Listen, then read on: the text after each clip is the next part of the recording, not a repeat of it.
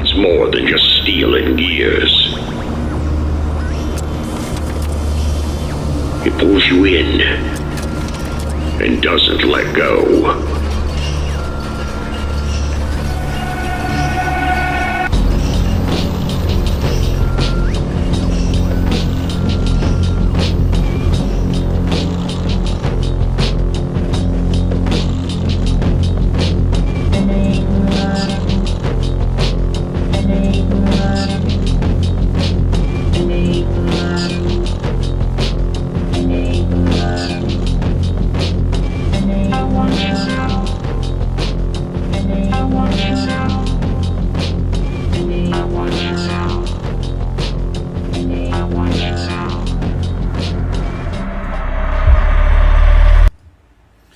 Hello, hello, hello. Welcome to the Carousel very special solo episode to discuss what is on everybody's mind, Cracker Barrel.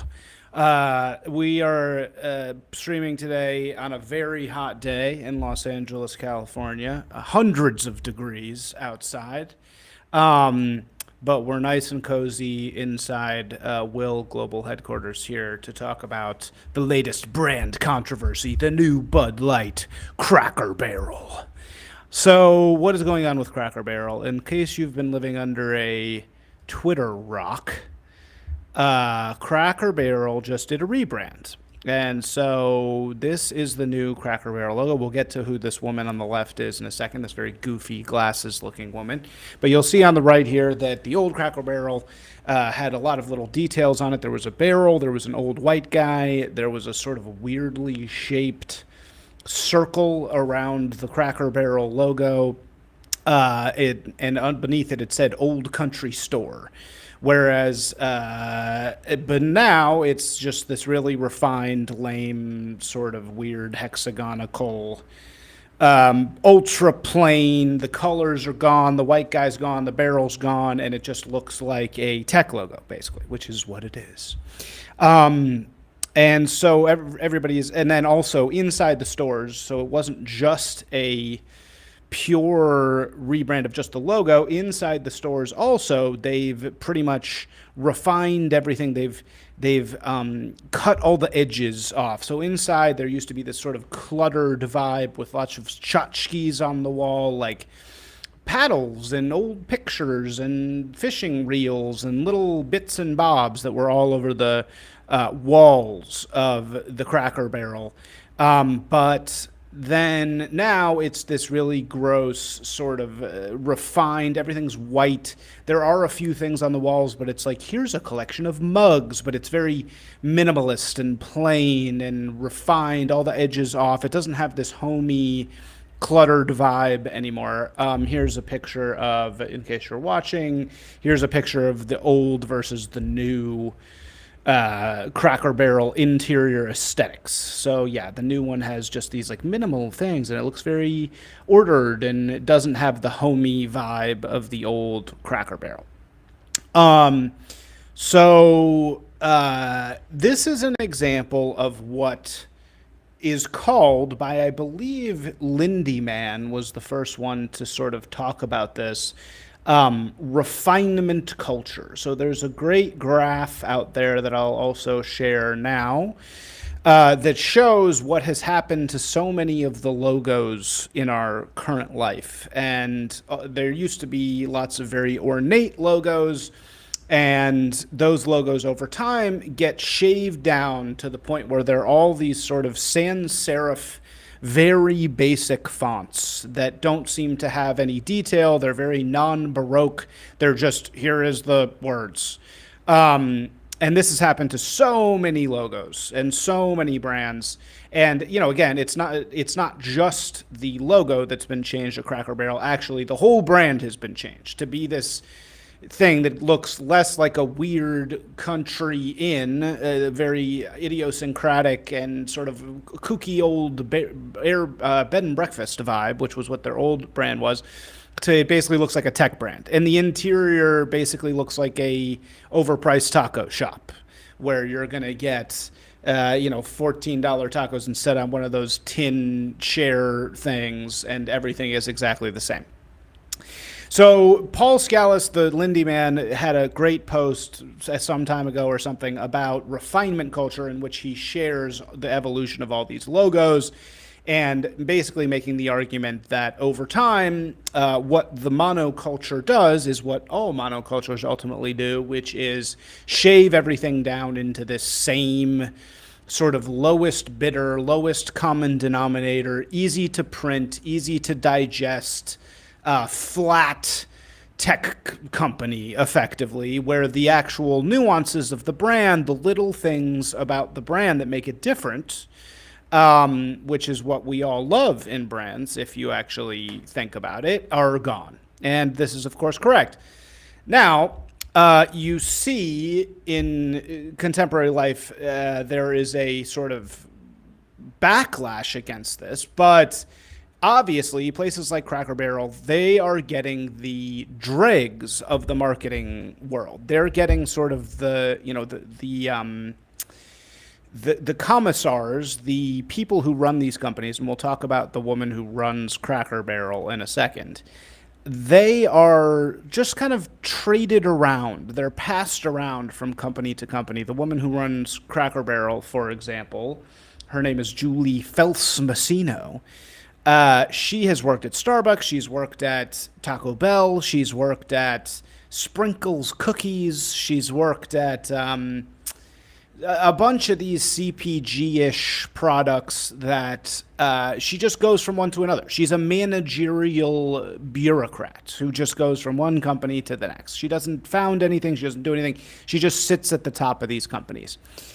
So, but obviously, if she's at Cracker Barrel, she's not a great one, right? Because Cracker Barrel's not a super sexy thing to be in charge of. So she is not smart enough and doesn't surround herself with people that are good enough to understand that the culture has moved on. That Burberry, for example, who did one of these refinement culture things, ultimately went back, and they now have a super ornate logo that has a color. They went totally, if there's the spectrum between modern and romantic being the most ornate and modern being the most minimalistic, brands are now going back towards romance. They're going back towards the world of romantic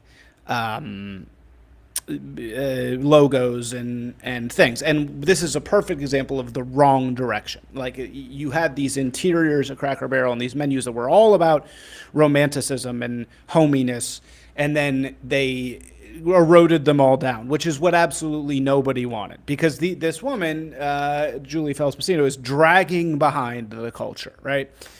This is a little bit different. A lot of people are comparing this to Bud Light, because it's obviously a huge misstep. It's totally misunderstanding the audience. It's less offensive because, there's not a transgender person being held up in front of everybody as representing the brand. But it's an equally kind of regime commissar misstep. The Bud Light one was a little less about lagging behind culture and more about the division in culture. And the commissar in question, Alyssa Heinerschneid, really not understanding at all that her particular population, her fiefdom that she had been given, the people inside that fiefdom were not down with trannies. And that was just a tone deafness.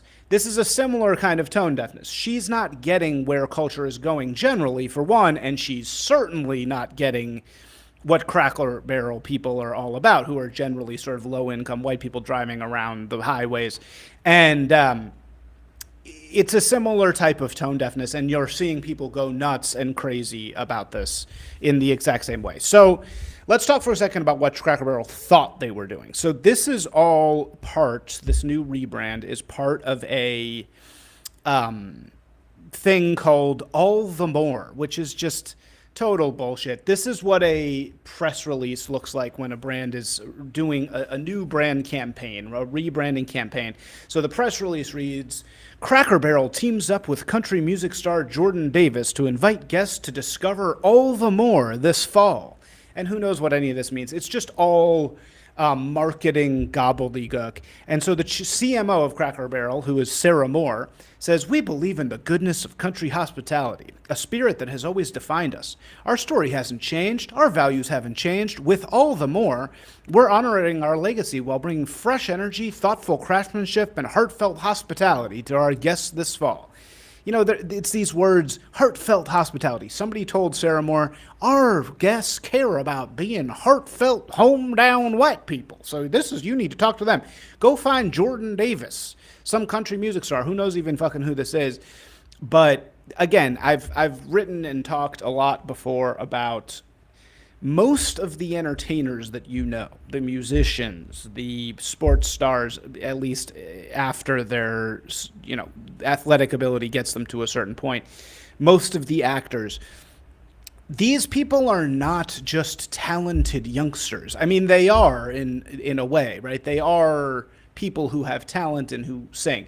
They are puppets. They are puppets who are there to deliver the propaganda message of the regime or of the people in control or of the people opposing the regime, right? To you.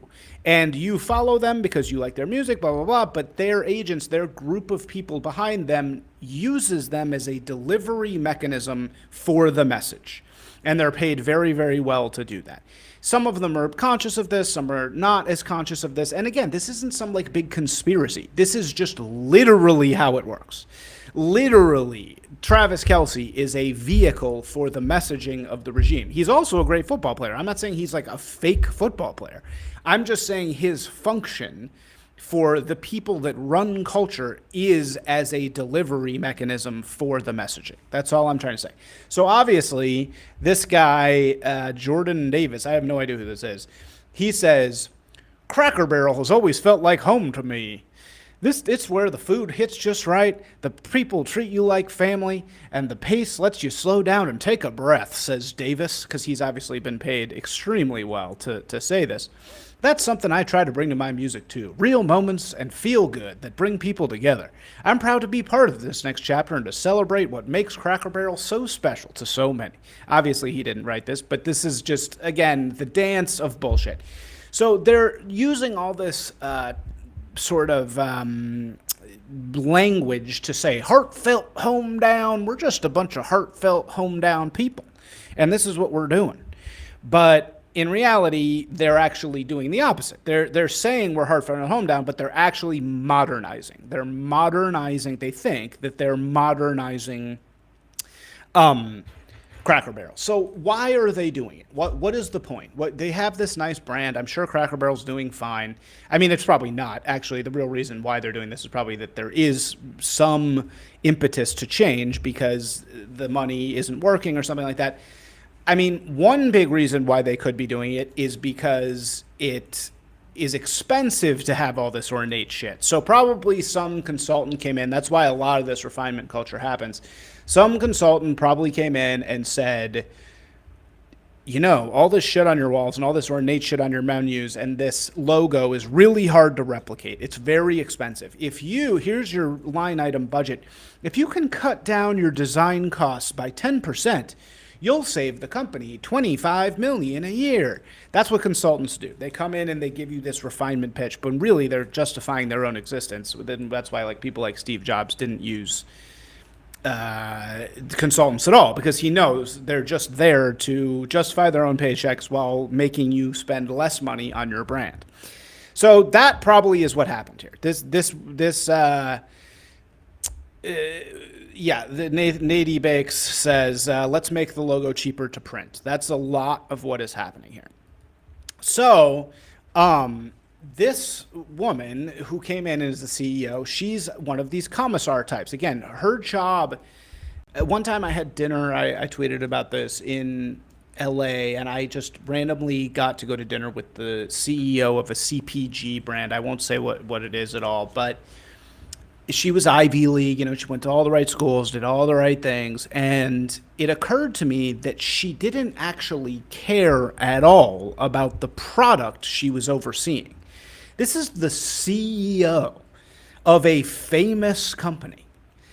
In our minds in America, we think, oh, the CEO of a famous company, he or she must be obsessed with this thing, because to be that successful, to make hundreds of millions of dollars a year on some product, it must be an obsessive caring about this thing. No, she didn't even care about the product at all. She barely, it didn't have any presence in her house.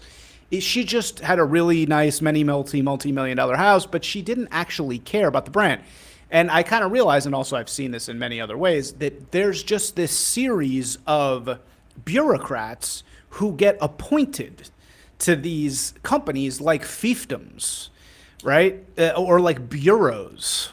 They're basically like bureaus. A Cracker Barrel is the bureau of cheap white people food slop on the highway. And sure enough, a high-ranking party member like Julie Fells-Masino gets put at the top of that fief, of that bureau, and just takes care of it. Doesn't mean she cares about these people. Doesn't mean she knows anything about it. Like I said, her resume, if you go, all these people, it's great. They always put their LinkedIn stuff up, so you can always look at it, because that's how they sort of like show who they are.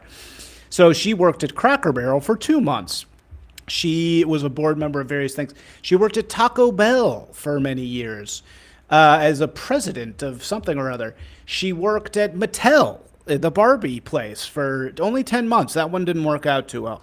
Then she, before that, she was at Sprinkles Cupcakes as the CEO. She's CEO of Sprinkles Cupcakes. But before you think she started Sprinkles Cupcakes, no, she did not. She spent 12 years before that at Starbucks Coffee, right? As all kinds of directors of marketing and yada, yada, yada. Before that, she was at Godiva Chocolatier as a marketing and brand management person. Before that, she really started at J. Crew, where she was a buyer. So look, she went through the rigmarole of being at these companies. I'd love to know where she went to college. She went to Miami University. So really, just an ambitious young woman, Julie Fells-Masino. But what she was able to do was shove her way into this class of bureaucrats, where she was able to eventually climb her way up and be sort of one of these interchangeable female CEOs that go and sit at the top of these fiefs and just do things. Now, does that mean she's good at business? I would argue not at all, because obviously, what are we seeing here? She doesn't know anything. She doesn't know anything about culture. She doesn't know anything about the people that she's serving. She's just a commissar. She's just a bureaucrat. Look, in our minds as people, we don't like soulless bureaucrats. Americans do not like soulless bureaucrats. That's a communist thing. That's a fascist thing, is it not? And yet we have them. We have them. This is a regime, basically fascist bureaucrat. I mean, I'm not going to say she's actually fascist, but I'm sure, what does she do all day?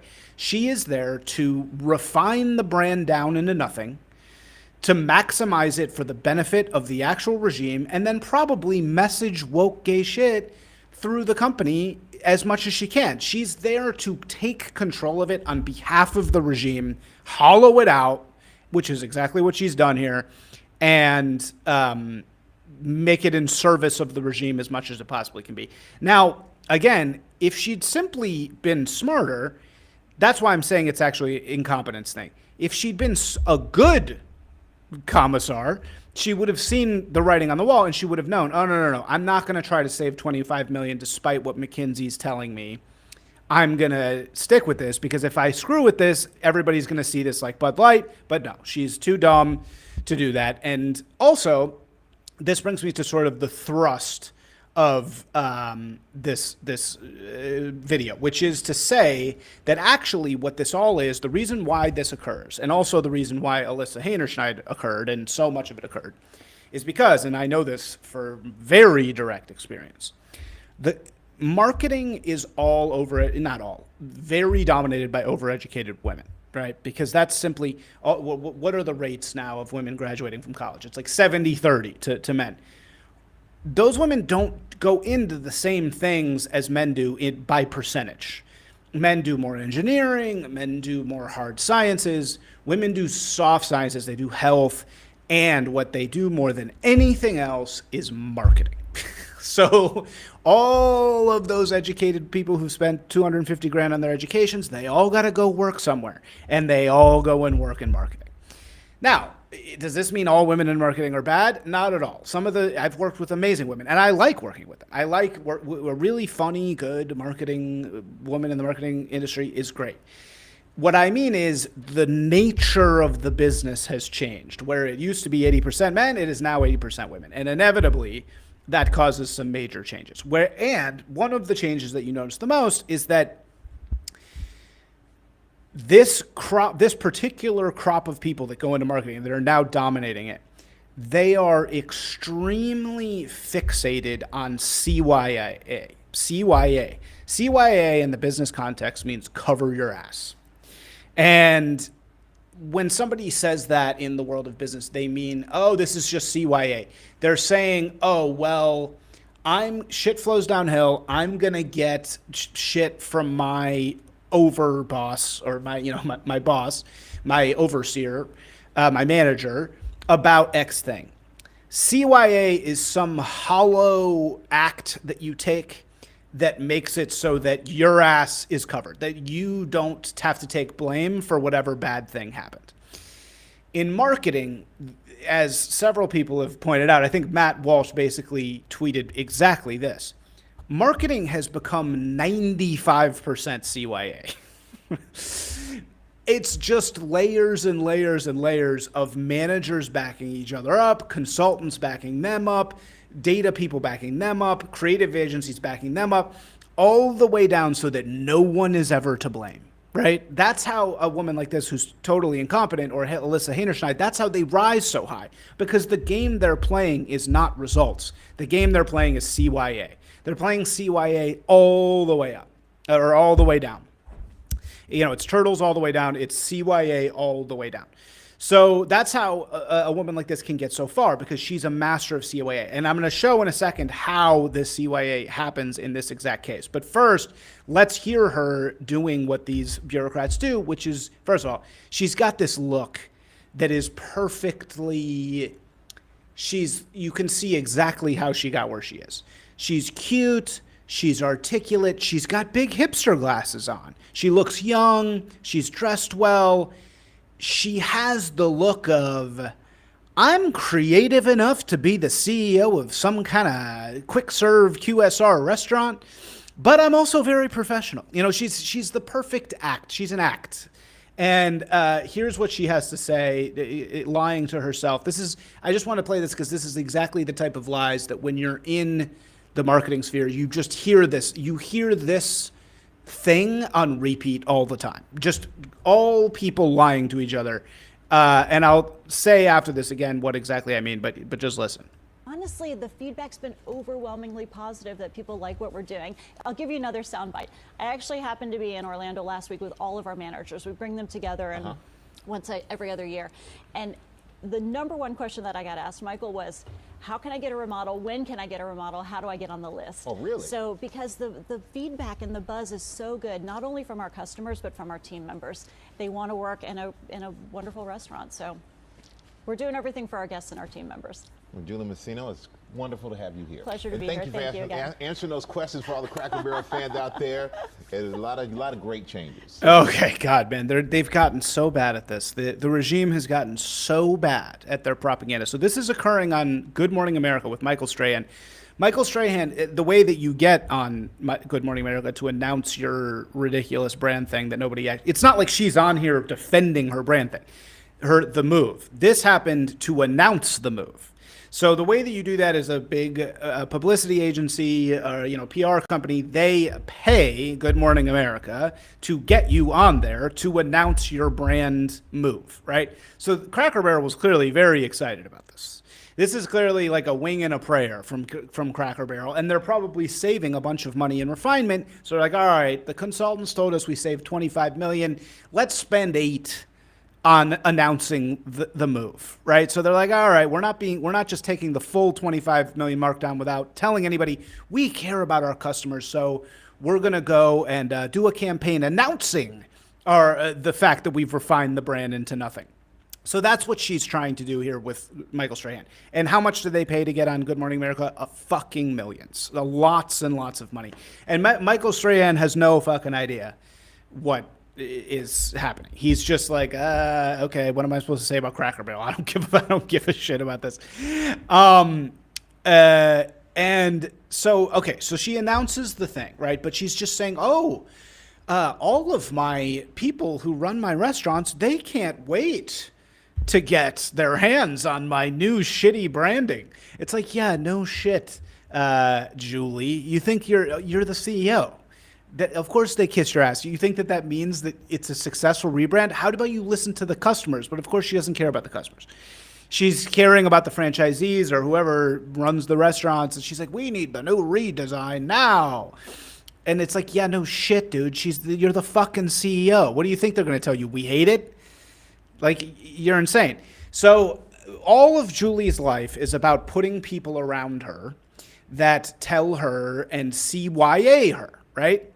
It's a whole vast business of CYA. And one of the things I just want to share is Matt Walsh did a good job. He dug up the 3 agencies that helped with this rebrand. So these 3 agencies I just want to show, they are designed, one, in a way to spread the message throughout the channels with which people consume things, which is mostly social media now, or Good Morning America, TV, whatever. I don't know if they're going to run TV ads, but Matt Walsh pointed out these agencies, and he said, wow, they used not 1, but 3 agencies to tell them how to guide them through this rebrand, and look at how badly it occurred. And he's exactly correct. So how exactly does this work? What is an agency? This is, Will, the agency that I run, is an agency. We, because I come from the main agency world, and everything about Will is designed to disrupt this terrible system. But agencies used to be, in the Mad Men era, they used to be basically the company that bought all of your media space. So your billboards, your print, your TV ads. And that was a huge spend. So say in the day of Mad Men, this is the 1960s, American Airlines in those days spent like $7 million a year on just the paid media spend, right? So in today's world, that's more like $1 billion. So like an airline or a big car company, they'll spend $1 billion in a year just on all the social media ads, all the TV ads, all the billboards, all the everything. Sometimes it's 500 million. It can be, $1 billion's a lot, but that's for a really big company. In those days, in the Mad Men era, that $7 million was paid to the media, and then all the creative was just a 15% markup on that. So if American Airlines spent $7 million, about 1.5 of that was put on top of that for all the creative services. And that did all the Don Drapers, all the great Lemon era of advertising. That was all just a 15% markup on the media buy. It was almost like an incidental thing. It was almost like, oh, well, you need to put something on the billboard. Let's mark it up 15% and make it good. But then that part of it, that creative part, ended up gobbling the rest of the thing, because it just became super important to be creatively ahead. More or less. So that's what an agency originally was. Now, what ended up happening is that procurement departments inevitably, and that's what an agency was. It was the media and the creative together. Procurement departments, consultants rose, and they figured out, well, you don't need one agency. If we pay 2 agencies, it's a lot less money, and we'll just pay them a fee. We won't pay them a markup on the media spend. So to make a long story very, very short, the entire marketing world got ultra balkanized to the point where, about 30 years ago, a company would have 1 agency of record. Now your typical giant company has like 50 agencies. And those agencies all supposedly, focus on different things. But in reality, 99% of them are CYA. They're all just ways to say, oh, well, we did the research here. We're a black agency, which exists. We tell you that black people will like this ad. We're a data agency. We'll tell you that data supports this ad. We're a social media company. We'll tell you that this will go viral. So it's all different people offering different services of CYA. Now, is there still good creative work? Of course. This is why I do branding, because branding to me is the one part of that whole balkanized world that actually is still really creative and legit, and everything else is CYA. But let's look into the 3 agencies that did this rebrand. So the 3 agencies that did this rebrand with Crackle Barrel are called, and it's very funny to look into this stuff, but they're called Blue Engine, Profit, and Viral Nation. Now, none of these agencies have a good reputation. I've never heard of any of them. So that kind of makes you think, okay, well, who are they? How do they get these deals? Why did they need 3 of them? And the reason they need 3 of them is because, again, it's all about CYA. It's like she can't deal with one guy telling her this is what you should do. She has to instead have a balkanized group of people who are all chipping away, and they're not really connected, because then no singularity of vision can happen. It's mediocrity by design. It's fear. I'm so afraid to have an idea that I actually do, like a radical new idea. That scares them so badly, because then that's risky. That means, I could make a mistake. So instead, I need to hire not one agency that I trust to have a great idea, which is what like Wyden Kennedy was for Nike back in the day, or Apple, or Chiat Day was for Apple. I'm going to hire 3 agencies who are all just going to give me different data or different information, and then we're going to kind of cobble together this camel, which is a horse made by committee, of an idea, and that won't piss off anybody, and nothing bad will happen. But what are we seeing? We're seeing now that doesn't work. We're seeing camels made by committee actually can, like Bud Light, like this, can be more offensive, right? And that's really good for people like me who believe in the whole singularity of vision. So let's look at, there's 3 companies. One is called Blue Engine Marketing. So what is Blue Engine Marketing? It's impossible to tell. It's just this vague color rainbow bullshit. It says at the top of it, ever read the famous children's book, Little Engine That Could? Odds are that you did, but a long time ago when you were young. We did too, but we never forgot the message and the hero from the story. We're a group of imaginative producers who aspire to be like the Blue Engine from that tale. Nimble, up for a challenge, and determined. I cannot believe, it's unbelievable to me that an agency like this can sign some multi-million-dollar deal with Cracker Barrel to do anything. It's unclear what they even do. I think this is sort of like a vaguely experiential agency, which means they put on events. I've worked at one of those before. But, here we have the team. It's Melissa Kaplan runs it. And she loves the Boston Red Sox. The Blue Engine leadership team has been working for 15 years, predating the launch of the agency. Throughout that time, there's been genuine camaraderie. It's just total nonsense. So it's basically, this is experiential, which means they're ultimately going to be the ones that do the new design of the walls, right? They're going to redesign the walls of Cracker Barrel, because they know what happens in the live world, because that's what they do. So again, they have this refinement thing, and they pitched them this idea of minimalism, and probably they pitched a different idea, but she was like, no, let's scale it back. And sure enough, they end up with the walls looking like a friggin' taco shop, because nobody is there with any sort of singular idea. And Blue Engine Marketing, whatever. Then we have the second agency, Profit. So what is Profit? Meet our profiteers. On the Profiteer site, the team site, of course, they start with Alex Hann, the head of HR. When the first person that you see on a company's website is the head of HR, you're in trouble. And then that's Alex, A-L-I-X, Hann. You could imagine her firing you, into eternity. And then number 2 is Amy Silverstein, the CFO. And because they got to put 2 women first, then they got a white guy. They give themselves one of the chief creative officers. But then Chan Suh is number 4, because we got to keep the diversity up. They shout out diversity. What does Profit do? They're kind of I don't know, but I guess that they're kind of a shitty data-ish company. They call themselves the Uncommon Growth Company. So again, this is pure CYA.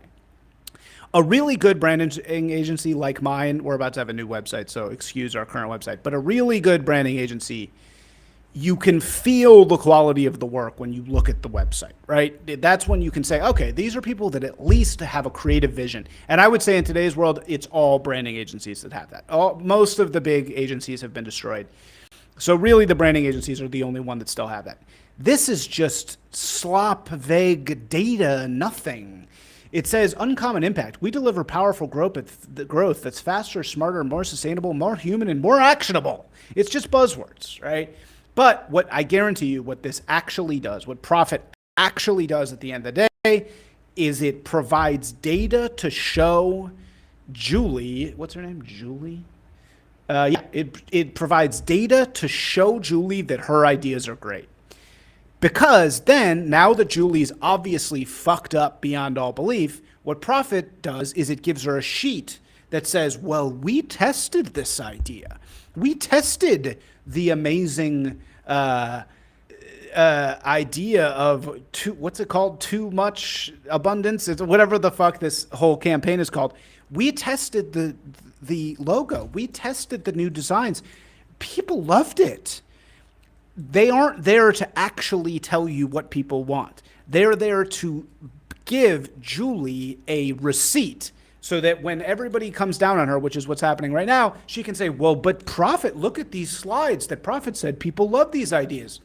What are you talking about? This isn't my fault. Something else happened here. So that's why Prophet is here. And then the third agency is called Viral Nation, which is another one of these things. But Viral Nation, I'm guessing, is going to... I also worked at a place just like this. This is basically a data-backed influencer marketing agency. So what that means is they also do a lot of CYA stuff in the sense that they're backing up which influencers they're using. This, I guarantee you, they connected them with this... the country singer, the Jordan guy. So they said, oh, well, Jordan is a perfect map to your messaging. He loves Cracker Barrel. You know, these are the people that tell Julie, who has no idea what blue-collar white people want, of course, what blue-collar white people want. She tells them which influencers they care about. And that's another thing that's all backed up by data. So that when inevitably this goes wrong, which it obviously did, she can go, well, look at Viral Nation's slides. Look at these slides that Viral Nation gave to me. They told me that this was going to work. They said that Jordan, the country singer, was the perfect delivery mechanism for this. I don't know what went wrong. And this is how she has crawled up to be, you know, an extremely powerful person in our world who gets to make decisions for, you know, a multi-million dollar company. She dictates what people put in their bodies in the provinces. She's gotten here by playing this game of CYA, and people get so confused about why this matters, why these things happen. How could she be so dumb? How could they be so bad at this? How could they not understand who their audience is so badly? And that's because they don't touch their audience at all. Alyssa Heinerscheid lived in an $8 million condo on Central Park West. She never interacted with people who drank Bud Light. She didn't know anything about it. She interacted with people who cared about trannies. So, of course, she brings that regime interest into her job as a commissar. And the thing is, until very recently, that worked perfectly. That survival instinct that Julie has had to cover her ass all the way up, to never make any real decisions, to just kind of manage. To manage in the word of, in the sense of the word of, how are you doing? Well, I'm managing. She's managing. That's what these managers are. And their job is to cover their ass. Their job is not to create anything good. But, as I have said before, it need not be this way. There was, in the 90s, many of us grew up in the 90s, this wasn't the way that it is. People took big marketing risks. People took huge risks on propaganda, on narrative, on products. Apple, everything during that era were people taking huge risks on not just the product, but on the way that they were spoken about. Taking huge risks not just on the selling of a widget, but on the taking responsibility for being a entity that feeds or clothes or houses the population of this country. And when you have people like Julie and when you have agencies like these three complete pieces of shit, when you have them in control and their whole job is just endless manipulation without any care or responsibility for the people that they are actually overseeing, the people actually eating this food, the people actually looking at these menus, the people, how many Cracker Barrel signs have you seen on the freeway in your life? Thousands. And people say, oh, it doesn't matter. It doesn't matter. Who cares? Who cares? What does this matter? It's stupid slop, fucking goy slop anyway. Why do you care? It's just seed oil bullshit. It's like, no, dude, this is the environment in which we live. These things matter. The billboard matters. The interior of the thing matters. If everything is just a fucking modernist, minimalist, goy block dispensary vending machine, then our lives fucking suck. The things that matter in life, according to me, I mean, I'm an Epicurean, so, maybe I'm a little different than most people, but I would say for the common person, it's the little beauty in everyday life. It's the taste of the cigarette. It's the taste, it's the, the comfort of McDonald's. Those are the things that fucking matter in life, especially for the little people. So we, as the people who are in charge of delivering the message, want to be inspirational. We want to be beautiful. Think about Nike ads in the 90s, how those things inspired me immensely. Think about Apple, the brand. Think about how much that inspires people. It doesn't have to suck. The stuff does not have to suck. It only sucks because the managerial class has completely taken control, and they don't care. Their job is to alienate the customer for the benefit of the regime. Their job is not to actually care about the customer. And you see that more and more, and the consciousness of this matters more and more and more, because we live in a beehive. We live in a bug society. We live in a society of bug people and bug men, whether we like it or not. And when you live in a bug beehive, the signals that we're sending to each other matter so much more than they did before. And that means that the marketing funnel matters so much more. The reason why Bud Light was such a huge victory for us was not because it was a boycott. It wasn't a successful boycott. It was a marketing funnel misstep where Alicia Heinerscheid proved that she was totally disconnected from the people that she was supposed to be responsible for. And those people said, you know what? Fuck you. I'm not buying this shit anymore. And it was funny. It was like, okay, you're gay. You're gay if you drink Bud Light. Haha. And it was just when I call it the marketing funnel because the marketing funnel deals with the conscious decision of purchasing. So they're in the grocery store. They see Bud Light. They see Coors. They see Miller right next to each other. And all they need, because they're a bug now, because we're bugs, they need the slightest little signal, the slightest little peppercorn of opinion to point them away from that Bud Light. And that's exactly what happened. That is exactly what happened. And it destroyed the brand. Market share went from first to fourth, total destruction. Now Cracker Barrel's doing the same thing. Jaguar did the same thing. It's absolute misunderstanding and making the funnel unsuitable to the people that exist in that funnel. And people say that's cynical. They'll say, well, you're saying that it's all just commercial, and you're saying that it's not horrible that Jaguar and Bud Light are being gay, and blah, blah, blah. I'm not saying that it's not bad that they're forwarding that agenda, but it is a symptom, not an intentional thing. They're not forwarding the gay agenda because they want to forward the gay agenda. They do, right? And it's in the regime's interest to forward the gay agenda. So that's why there's a vacuum where that can happen. But the real reason it happens is tone deafness. It happens because these people are in a CYA prison and they can't see outside of it.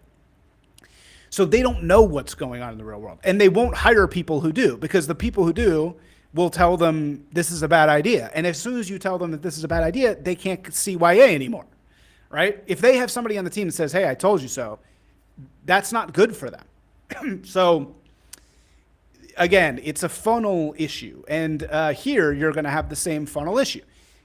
People are going to be driving by those signs on the highway, normal white people, driving around, and they're going to see three things on three quick serve restaurants on those boards, those blue boards. And now it's going to be just like Bud Light marketing funnel. They're going to have a little peppercorn of opinion in their head and a little bit of, they see the ugliness of this new logo, and they're going to think, well, I'll just go to the other thing. I'll go to the McDonald's. I'll go to the Chipotle. I'll go to the other thing on that billboard, the other slop dispensary that didn't take a cool white guy off the logo, that didn't make it look like a taco stand inside here. That feels insulting. All right. So in any case, that's sort of this thing unpacked. If you want to hear more about this, please subscribe to thecarousel.substack.com. Come follow me, Disgraced Propagandist, on Twitter, and check out my agency if you need any branding work of your own, which is called Will. Okay, bye.